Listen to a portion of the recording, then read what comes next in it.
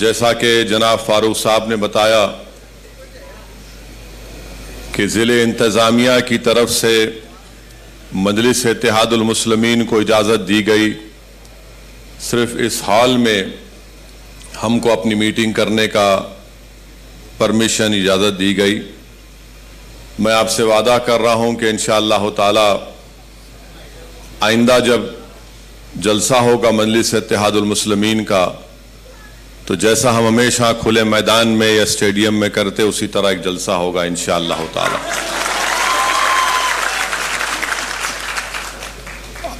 इंतज़ामिया और पुलिस की तरफ से जो परमिशन दिया गया, मैं पहले से वक्त दे चुका था फारूक साहब को कि मैं शोलापुर आ जाऊंगा, तो अल्हम्दुलिल्लाह अल्लाह सुब्हानहू व तआला ने मौका दिया कि मैं यहाँ पर आ सका। आपने अभी सुना कि इम्तियाज़ जलील साहब ने, डॉक्टर गफ्फार क़ादरी साहब ने और जनाब फारूक साहब ने तमाम अहम बातों का जिक्र आपके सामने किया, और अभी इम्तियाज़ जलील साहब ने आपको बताया कि 11 दिसंबर के दिन इंशाअल्लाह ताला मजलिस इत्तेहादुल मुस्लिमीन की जानिब से महाराष्ट्र के मुसलमानों को रिजर्वेशन के लिए और महाराष्ट्र में वक्फ जायदादों की हिफाजत के लिए मजलिस इत्तेहादुल मुस्लिमीन ने यह प्रोग्राम बनाया कि हम चलो मुंबई का एक ऐलान किए, जो 27 नवंबर को होना था, मगर हुकूमत की तरफ से हमको इजाज़तनामा नहीं दिया गया और हमारी दरख्वास्त को ये कहकर मुस्तरद कर दिया गया कि कोविड है, फलां है। मगर हमने ये तय किया कि इंशाअल्लाह ताला अब 11 दिसंबर को ये चलो मुंबई का प्रोग्राम होगा, जिसका मकसद एक ही है कि महाराष्ट्र में जो मुसलमानों में जो 50 बिरादरियां हैं उनको रिजर्वेशन मिले, और महाराष्ट्र में जो वक्फ की जायदादें हैं उसका तहफ़्फ़ुज़ हो सके, उसका सही इस्तेमाल हो सके। ये दो अहम पॉइंट्स पर ये एहतजाजी प्रोग्राम और ये चलो मुंबई का ऐलान किया गया। मेरे अजीज दोस्तों और बुजुर्गों, मैं आपको बताना जरूरी समझता हूं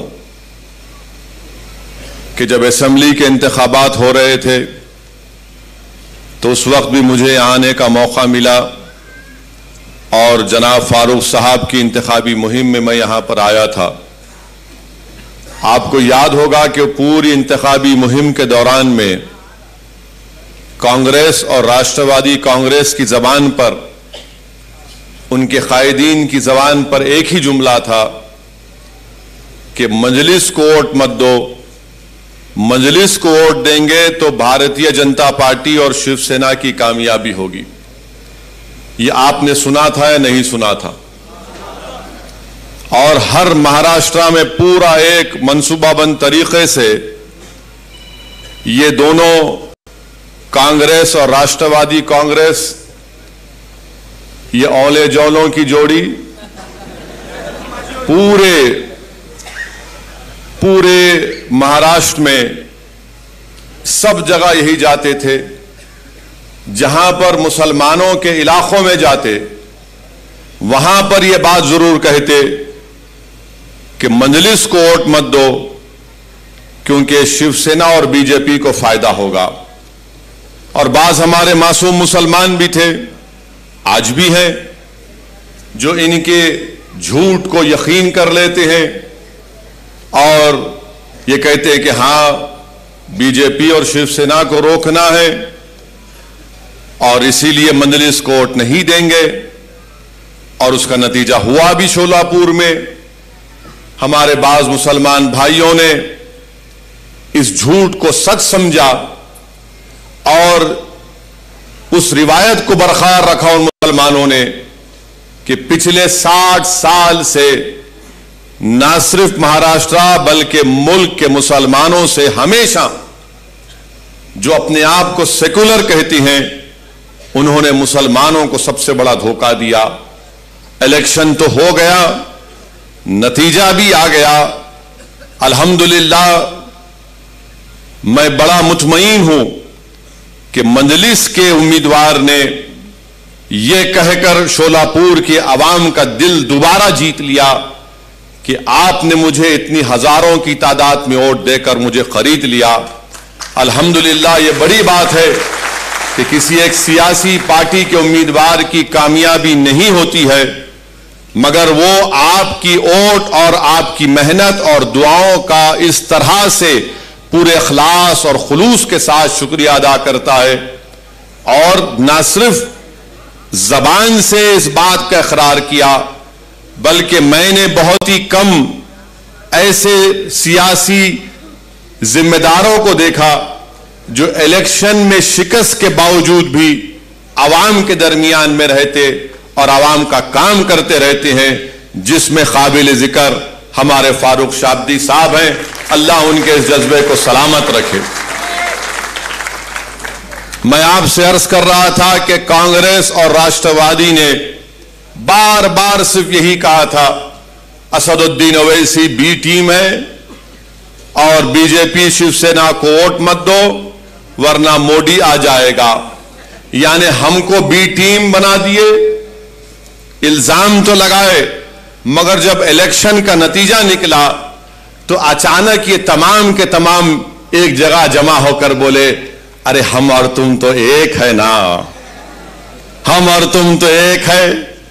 एक का नाम राहुल है, एक का नाम पवार है, एक का नाम ठाकरे, अपन एक है, एक हो जाएंगे। एक हो गए।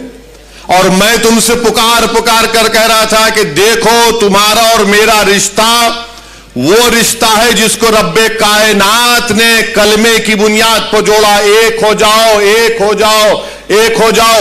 मगर तुमने मेरे पैगाम को नहीं समझा, अगयारों ने एक होकर तुम्हारे मुंह पर एक तमाचा मारा। वो एक हो गए। क्यों एक हुए? इख्तिदार हासिल करना था, ताकत हासिल करना था। और वो मुसलमान जो कांग्रेस और राष्ट्रवादी के झूठ का शिकार हो गया, मैं उनसे पूछ रहा हूं, बताओ तुम्हारे पास मेरे इस सवाल का क्या जवाब? बताओ तुम्हारे पास क्या जवाब है? क्या तुम जवाब दे पाओगे? क्या तुम अपने ज़मीर को जवाब दे पाओगे? क्या तुम अपने आप से मुतमईन हो कि जिसका तुमने साथ दिया वो शिवसेना को महाराष्ट्र के इख्तिदार की कुर्सी पर लाकर बिठा दिया? क्या शिवसेना सेकुलर पार्टी नहीं है? शिवसेना भारतीय जनता पार्टी की तरह एक कम्युनल पार्टी है, थी और रहेगी हमेशा। ये शिवसेना कोई सेकुलर पार्टी नहीं है। और ये सेकुलरिज्म के गुलाम जिनके दुम छल्ले बनकर फिरते हैं राष्ट्रवादी कांग्रेस के और कांग्रेस के, तुम सर्टिफिकेट दोगे कि कौन सेकुलर कौन कम्युनल है? इसीलिए हमेशा मैं कहता हूं कि इन्हीं की सर्टिफिकेट की हमको जरूरत नहीं है। ना मजलिस को जरूरत है, ना मुसलमानों को जरूरत है, ना दलितों को जरूरत है, ना हर उस सेकुलर जहन रखने वाले शख्स को जरूरत है। कौन है ये लोग कि इनके साथ आ जाएगा तो सेकुलर और इनके साथ नहीं आएगा तो कम्युनल? अरे तुम क्या दुकान चला रहे हो कोई नोटरी की कोर्ट के सामने के तुम स्टैंप मार के दोगे तो सेकुलर हो जाएगा? शिवसेना के सेकुलर है? बताओ शरद पवार साहब, बताओ राहुल गांधी, क्या शिवसेना सेकुलर है? और तुम सारी दुनिया के सामने जाके कहते हो कि मजलिस को वोट मत दो। क्या तुम भूल गए 92 में क्या हुआ था मुंबई की सड़कों पर? क्या तुम भूल गए श्री कृष्णा कमीशन की रिपोर्ट को? क्या तुम भूल गए उन तमाम नफरत भरी तकारीर को? बयान करना शुरू करूं मैं, एक एक चीज एक एक जुमला याद है, मगर ये लोग अपने इख्तिदार को बचाने के लिए, अपनी दौलत को बचाने के लिए, अपने खानदान को बचाने के लिए, अपने परिवार को बचाने के लिए। अच्छा, तरफ तमाशा तो ये है, राष्ट्रवादी कांग्रेस वाले अजीत पवार 48 घंटे के दूल्हे भी बन गए थे।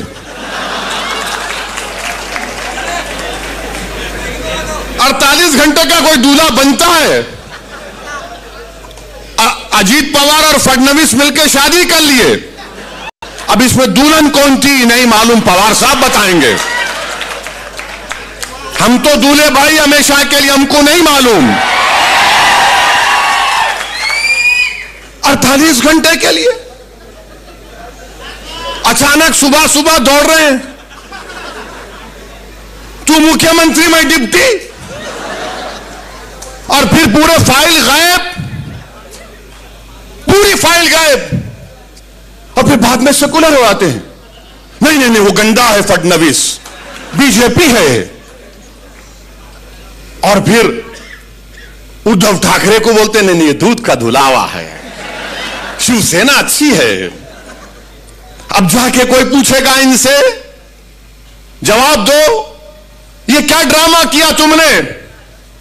अगर कोई मुसलमान राष्ट्रवादी कांग्रेस का निकलकर किसी और पार्टी में आ जाता, मिसाल के तौर पर मंदलिस में आ जाता है, तो उसको बोलेंगे ये गद्दार है, निकाल के फेंकेंगे उसको, पुलिस पीछे लगा देंगे।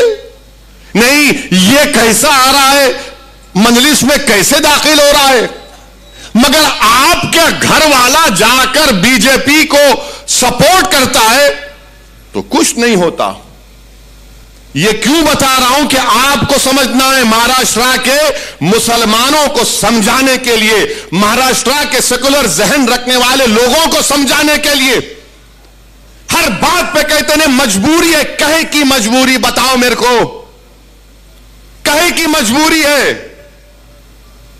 यानी हम सब भूल जाएं और तुम जो फैसला करोगे हम गुलामों की तरह, कैदियों की तरह तुम्हारे में हाँ मिलाते रहे। शिवसेना को तुमने सेकुलर बना दिया और मंदलिस को तुमने कम्युनल कह दिया। क्या इनका मामला है?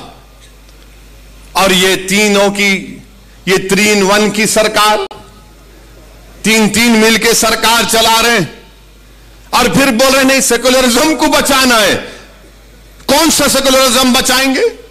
क्या यह बात सच नहीं है कि महाराष्ट्र की विधानसभा में उद्धव ठाकरे ने असेंबली में खड़े होकर नहीं कहा था, इम्तियाज साहब अभी हालिया दिनों में कहा था ना, मंदिर के बारे में, मस्जिद के बारे में, मुख्यमंत्री है, बताओ कांग्रेसियों, राष्ट्रवादियों, तुमको शर्म नहीं आती कि तुम्हारा ताईद का एक चीफ मिनिस्टर खड़े होकर कहता है कि हमने बाबरी मस्जिद को शहीद किया था? शर्म आनी चाहिए लोगों को। याद करो मुसलमानों, जब मैं तुमसे कह रहा था, याद करो मैं जब तुमसे पुकार कर कह रहा था, तुमसे भीख मांग रहा था और आज भी मांग रहा हूं कि अब तुम इन पर भरोसा मत करो, अपने आप पर करो, अल्लाह पर करो और अपने वोट का सही इस्तेमाल करो। और आपका मामला यह है कि हमारी तकरीर सुन लिए, थाली मार लिए, आंख में 2 खतरे आंसू के आ गए, आपने मुझ पर खैरात बरसा दी और घर को जाकर नहीं अब सुबह में देखेंगे। नहीं, बदलना है। इनको पहचानो, आप इनको पहचानो, अपने इख्तिदार के लिए, अपनी सत्ता के लिए, अपने खानदान को बचाने के लिए, अपने परिवार को बचाने के लिए, अपनी जेबों को भरने के लिए, अपने करप्शन के स्कैंडल्स को छुपाने के लिए इन्होंने सेकुलरिज्म को खत्म नहीं बल्कि दफना दिया। महाराष्ट्र में दफना दिया सेकुलरिज्म को कांग्रेस ने, राष्ट्रवादी कांग्रेस ने। अब क्या बोलेंगे? नहीं, मोदी को रोकना है। मेरे दोस्त, कब से फर्क पैदा हो गया बीजेपी शिवसेना में? कब से फर्क पैदा हो गया? मगर ये लोग आकर हमारे जहनों को कैप्चर करके बैठे। मुसलमानों को बोलेंगे नहीं क्या करें? अरे क्या करना है? तुम इख्तिदार से दूर रहो, कराओ इलेक्शन दोबारा, इतना दौलत तुम्हारे पास है ना। मगर नहीं, हमारे जज्बात का मजाक उड़ाया गया, सेकुलरिज्म को दफना दिया गया और सेकुलरिज्म की खबर पर ये कांग्रेस, राष्ट्रवादी उद्धव ठाकरे अपने इख्तिदार का महल बनाकर यहां पर महाराष्ट्र में हुकूमत कर रहे हैं। मेरे अजीज दोस्तों और बुजुर्गों, बताओ क्या राष्ट्रवादी कांग्रेस और कांग्रेस पार्टी भूल गई? भूल गए वो कि मुसलमानों को रिजर्वेशन, अब बात ही नहीं करते, कोई बात ही नहीं करता। बात करते हैं तो वंकाड़े की, उन्हें मुसलमान है नहीं है। अरे ये मुसलमान को जो रिजर्वेशन होना उसका क्या, और क्यों होना मुसलमान को रिजर्वेशन? आपके पास कितने लोगों के पास जेब में कलम है? कितनों के पास नहीं है? हाथ उठाओ। यही परेशानी है मुसलमानों से। कलम रखो जेब में, ये कलम रखो, लिखो, याद रखो इन चीजों को। अब आप किसी को फोन करें, मेरे को फोन करते, इनका नंबर दो इम्तियाज जेल का, मैं लिखो बोलते, ए कलम ला, अरे कहां रखा कलम? जेब में कलम रखो, ये कलम तुमको जिंदा रखेगा। तलवार जिंदा नहीं रखेगी, कलम जिंदा रखेगा। हम क्यों रिजर्वेशन की बात कर रहे हैं? मैं उद्धव ठाकरे के लिए अब तकरीर करूंगा, यहां से शिवसेना के लिए करूंगा। अब आपको बताना पड़ेगा मेरे इन सवालों का जवाब। क्या बॉम्बे हाई कोर्ट ने अपने इंटरिम ऑर्डर में नहीं कहा कि महाराष्ट्र में वो मुसलमानों में जो 50 या 55 बिरादरियां, उनको रिजर्वेशन दिया जा सकता, क्योंकि वो समाजी तौर पर, तालीमी तौर पर, सोशली और एजुकेशनली बैकवर्ड है? क्या कहा था? नहीं कहा था? कहा था, और कहा कि तालीम में दो। उन्होंने कहा कि नौकरियों में भी दे सकते हैं, मगर नौकरियों का जो रिजर्वेशन है उसका कोटा बढ़ गया, मगर तालीम में दो। आपने क्यों नहीं दिया? क्या कांग्रेस पार्टी जबान बंद करके बैठी है? राष्ट्रवादी कांग्रेस मुंह बंद के बैठी है? यह तुम्हारी मोहब्बत है मुसलमानों से? मगर नहीं, हम क्यों पूछ रहे रिजर्वेशन? अब आप लिख लो इसको या याद रखो, ताकि अगर कोई महल्ले में कोई कांग्रेसी, राष्ट्रवादी या सैनिक आया तो उसको बोला, ये बैठ जरा सुन, मेरी बर्बादी की दास्तान सुन, और इसका जवाब दे। मेरे भाई, महाराष्ट्र में 11% मुसलमानों की आबादी। हमारे जर्नलिस्ट हजरात भी साथ है हमसे, हमारे से बड़ी मोहब्बत है उनको, हमसे भी मोहब्बत थी, मालूम था, मगर हमारी गाड़ी से भी मोहब्बत हो गई। मुबारक हो, दूल्हे की गाड़ी जब आती है तो नाचते हैं लोग। महाराष्ट्र में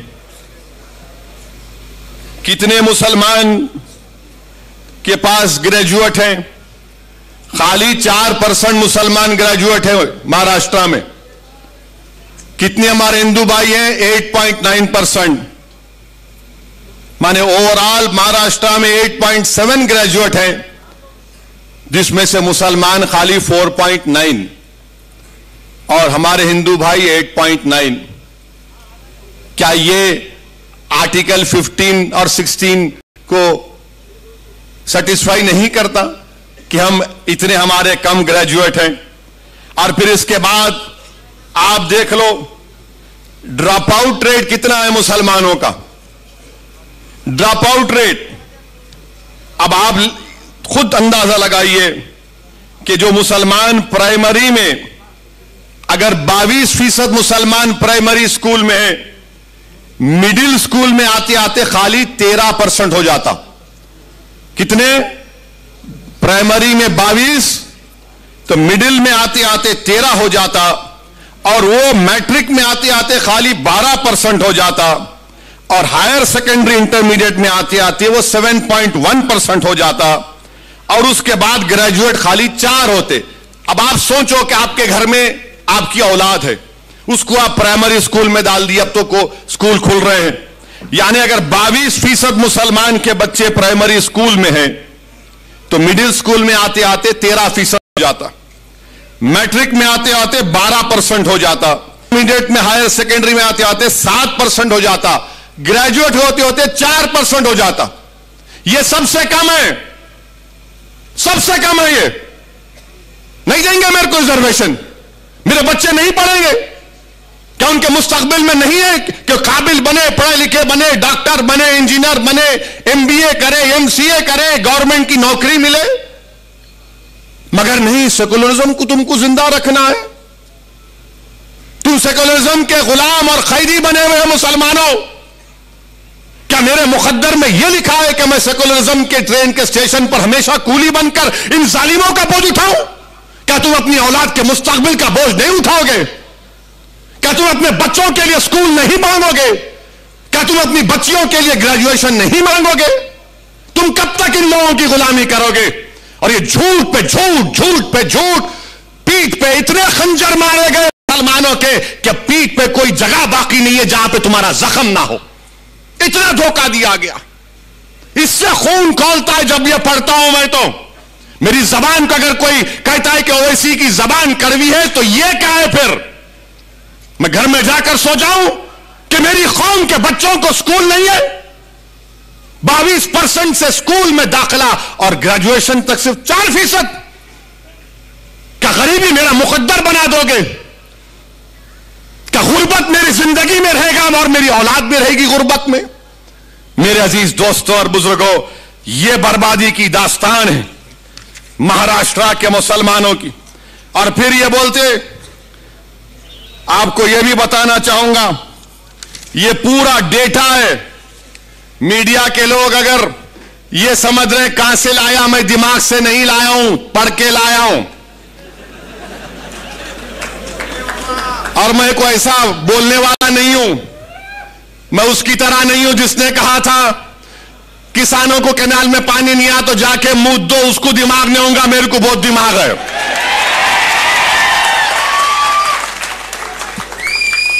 अब आप सुनो,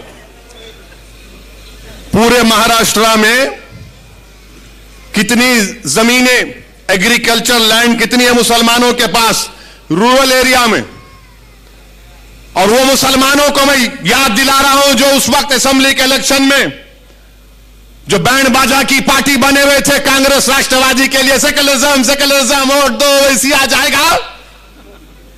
अब बोलो, देखो कितनी जमीन तुम्हारे पास है, जिरात की जमीन, एग्रीकल्चर जमीन देही इलाकों में। मराठाओं के पास, जिनके पास कोई जमीन नहीं है जिरात की, मराठाओं के 8.66% हैं जिनके पास एग्रीकल्चर की कोई जमीन नहीं है। कितने मुसलमानों के पास एग्रीकल्चर की जमीन नहीं है? अच्छा, यहां कोई गांव से आया, कोई गांव में जमीन है तुम्हारी, है तो हाथ उठाओ। डरो मत, नहीं डरो। कितने, 1 2, जो गांव में जमीन है जिरात की जमीन, कितने खाली 4 हाथ उठे, वहां 5 6। अब आप, ये सही है ना? फिर 83% महाराष्ट्र के मुसलमानों के पास रूरल एरिया में, देही इलाकों में कोई ज़राअत की जमीन नहीं है, कोई ज़राअत की जमीन नहीं है। और हमारे मराठा भाइयों के पास 8.66% उनके पास जमीन नहीं है। अच्छा, 2.5 एकड़ जमीन हमारे मराठा भाइयों के पास कितना है? 62.74%। और मुसलमानों के पास 10%। मुबारक हो, सेकुलरिज्म जिंदा है अभी, मुबारक हो तुमको। 62% जिसके पास 2.5 एकड़ जमीन है उसको रिजर्वेशन देंगे। जिसके पास 10% लोगों के पास 2.5 एकड़ जमीन है उसको नहीं देंगे आप, क्योंकि वो गरीब है, तुम तो दौलतमंद हो, तुम्हारे घरों में तो अरब का तेल निकल रहा है ना। घर में चिराग जलाने के लिए तेल नहीं है और ये जालिम हमको रिजर्वेशन नहीं देंगे।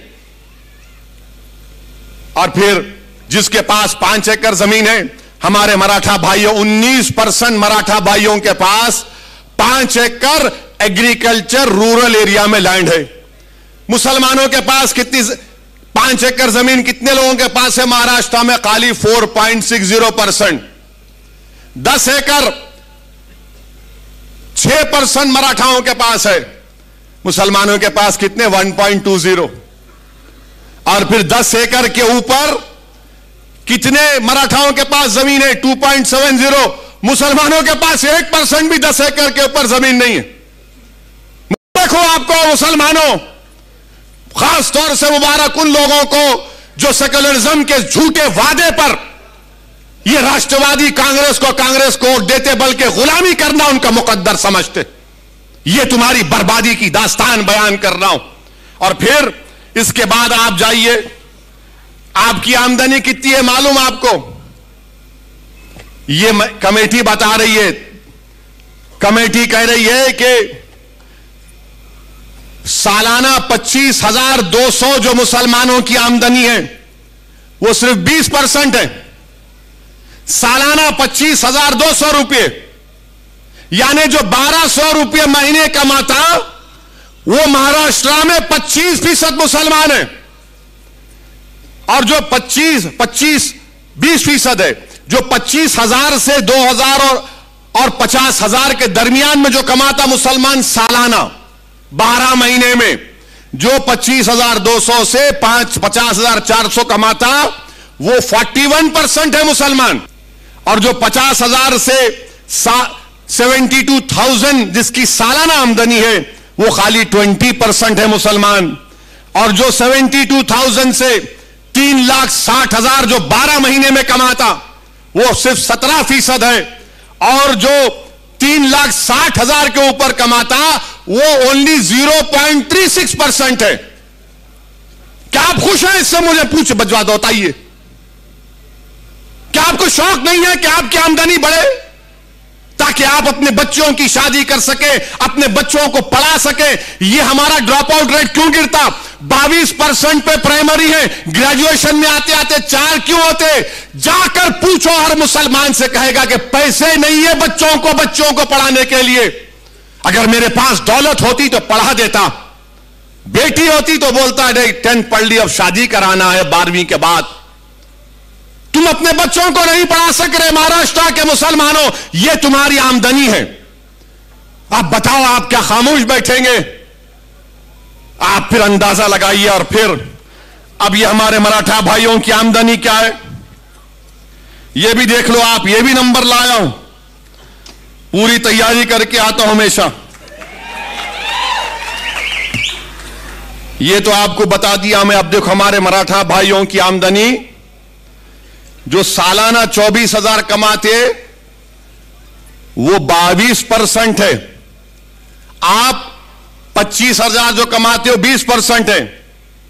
और फिर जो हमारे मराठा भाई 24,000 से 50,000 कमाते वो भी 22% है। 50,000 से 1 लाख जो कमाते सालाना 19% है। जो 1 लाख से 4 लाख कमाते वो 8% है। और जो 4 लाख के ऊपर कमाते वो 0.46% है। चलो देख लो दोनों कौन नीचे है, इसका भी कोई जिक्र नहीं करेंगे। अच्छा, फिर एक और आपकी बर्बादी की दास्तान। मुसलमानों को अगर बैंक से लोन लेना है, बैंक से लोन मिलना है तो हमको नहीं मिलता, चप्पल घस जाती है हमारी। मिलिया इस नहीं तेरे को, मुबारक। अब किसको वोट देता तू?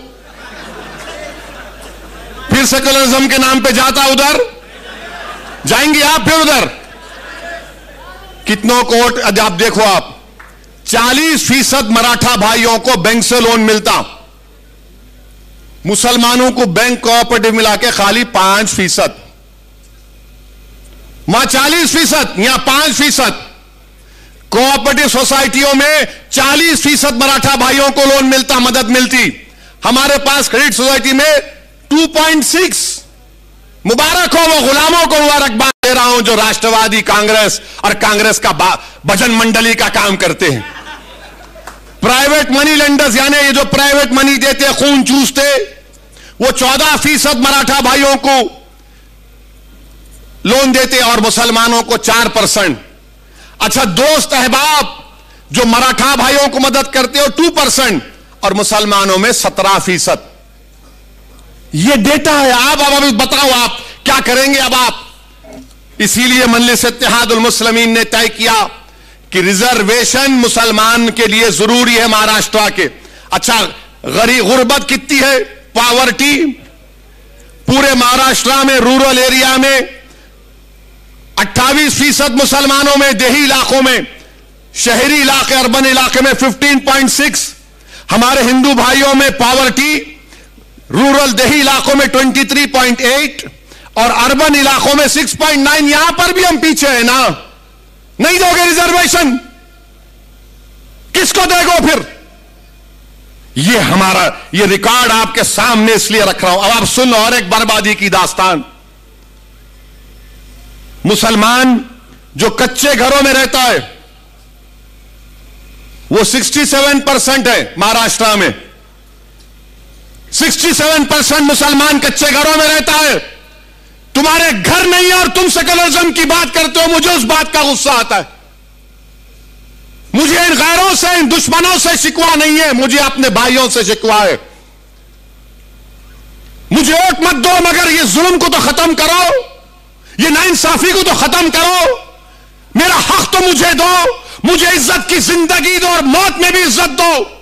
मेरे नौजवानों का मुस्तकबिल दो, मेरे बच्चों को स्कूल दो, मुझे एक मुकाम दो। मैं आसमान से तारे तोड़ने के लाने की बात नहीं कर रहा हूं। यह सब क्या है फिर? मैं कब तक इन घरों में रहूंगा? और आपके पास पक्का घर कितने मुसलमानों के पास? 31%। 31%। और उस घर का भी देख लो मामला क्या है। जो घर बोल रहे थे मुसलमानों के पास 31% घर है। अब आपसे एक सवाल करूंगा और हमारे मीडिया वाले इसका जवाब सुन लेंगे। क्या मुसलमानों के एक घर में 3 लोग नहीं, 3-4 लोग नहीं सोते? कम से कम 3 लोग तो सोते हैं कमरे में, इस्तेमाल करते। जोर से बोलो, इनको मालूम होना ना, नहीं तो इन्हों हमारे पीछे रहते। अब आप ये बताओ, आपको जानकर तकलीफ होगी कि हमारे मराठा भाइयों के पास 3 रूम के कमरे 20% लोगों के पास है। 2 रूम का घर 48% लोगों के पास है। 4 रूम का घर 1% लोगों के पास है। 5 से ज्यादा कमरे का घर 3% लोगों के पास है। मेरे पास क्या है? मेरे पास सेकुलरिज्म है,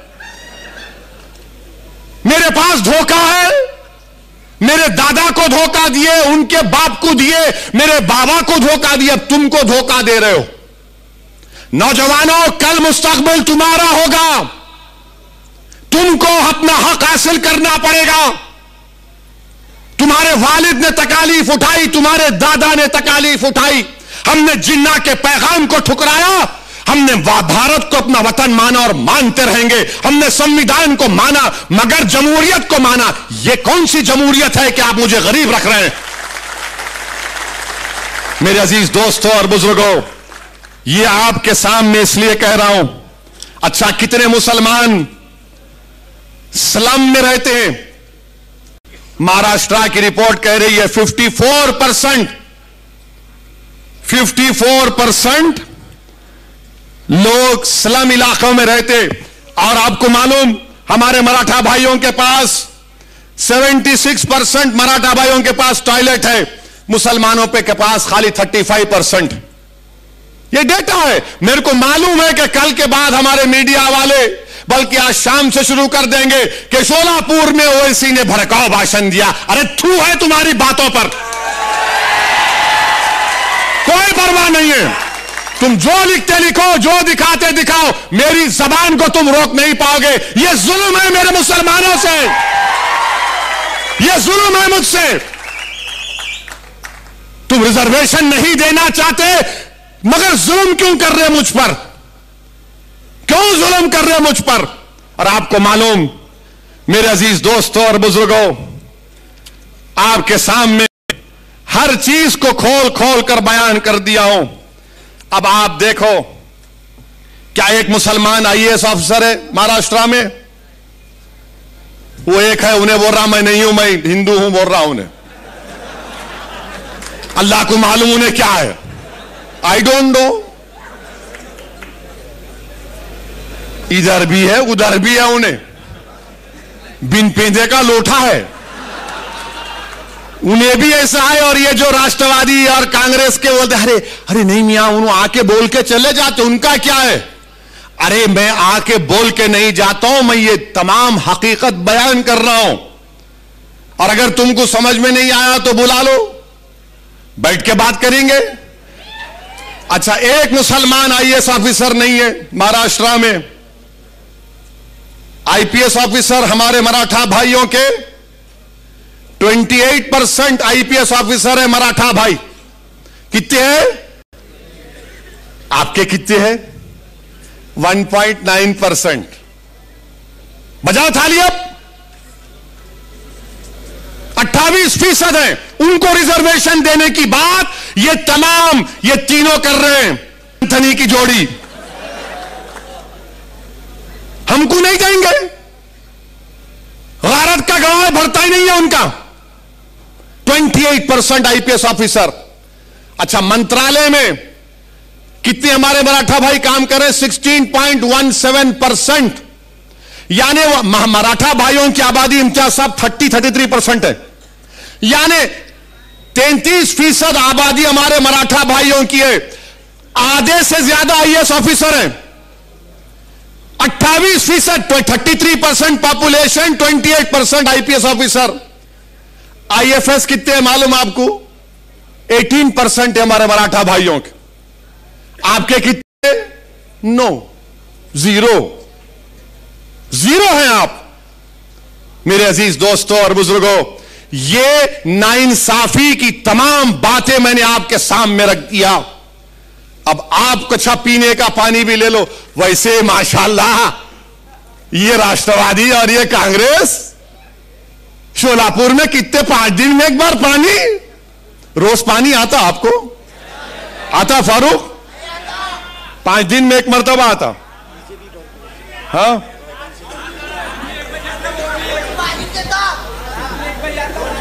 रात में 1 बजे आता। और आता क्या? कितने दिन में आता? तो तुम दोबारा आने देंगे उनको बल्दिया इलेक्शन में? तुम आओगे इंशाअल्लाह ताला। जो पानी नहीं दिए, रिजर्वेशन नहीं दिए, वो घर में बैठेंगे इंशाअल्लाह ताला। यानी ये देखो, आप पानी का भी लिखा हुआ है डेटा। अब तुमको मैं मोटर लगा के जा रहा हूं, ये डेटा दे के खींच, अब दबा के मोटर लगा और खींच अपना रिजर्वेशन। अब तुमको मोटर का काम करना है। अब तुम खामोश नहीं बैठोगे, लगाओगे मोटर। राष्ट्रवादी, कांग्रेस, बीजेपी, शिवसेना मोटर, ये देख खींच। ये काम करना है आपको। आपको मालूम कितना पानी मिलता? मराठा भाइयों के घर में 35% पानी का कनेक्शन आपके पास, मुसलमानों के पास। यानी पब्लिक टैप, पब्लिक सब मिला के कितना है बोलो? Public water tap 46%। अपने पास खाली हैंड पंप। बोरवेल 16% मराठा भाइयों को, यहां पे खाली 4%। आप बताओ मेरे भाई, आप बताइए फिर। अब आप, इसीलिए मजलिस ने इन तमाम बातों को महसूस किया और हमने यह फैसला लिया कि अब और इस पर इंतजार नहीं किया जा सकता।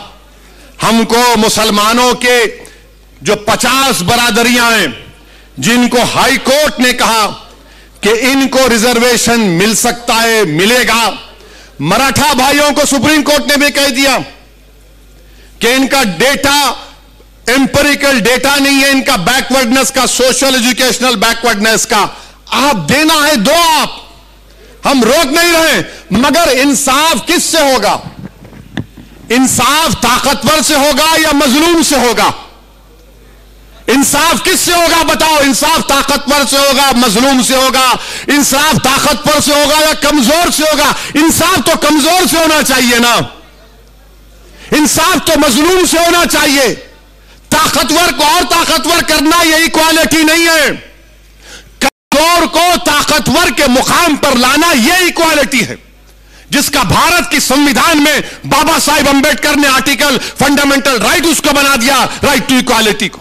हम तो वही पूछ रहे हैं मेरे अजीज दोस्तों और बुजुर्गों। यही चंद गुजारिशात मुझे आप तक करना था।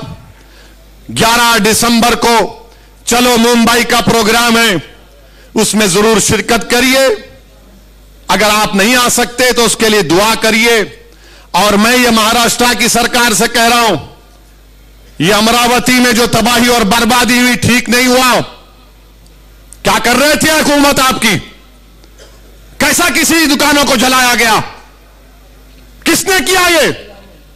चाहे किसी मजहब के मानने वाले की दुकान हो, क्या सरकार चला रहे हैं तुम लोग? लॉ एंड ऑर्डर मेंटेन करना नहीं आता? तुमको नहीं मालूम था कि गड़बड़ होगी? किसने जुलूस निकाला वहां अमरावती में? दुकानों को तशद्दुद के जरिए बर्बाद कर दिया गया। मंजलिस हमेशा से तशद्दुद का, वायलेंस का कंडेम किया है, मगर यह सरकार की जिम्मेदारी है। मेरे अजीज दोस्तों और बुजुर्गों, यही चंद बातें आप तक पहुंचाना था। अभी तो ये स्टार्ट लिया हूं, फिर आऊंगा, मैदान में जलसा होगा, इंशाअल्लाह आधी बात करेंगे पूरी।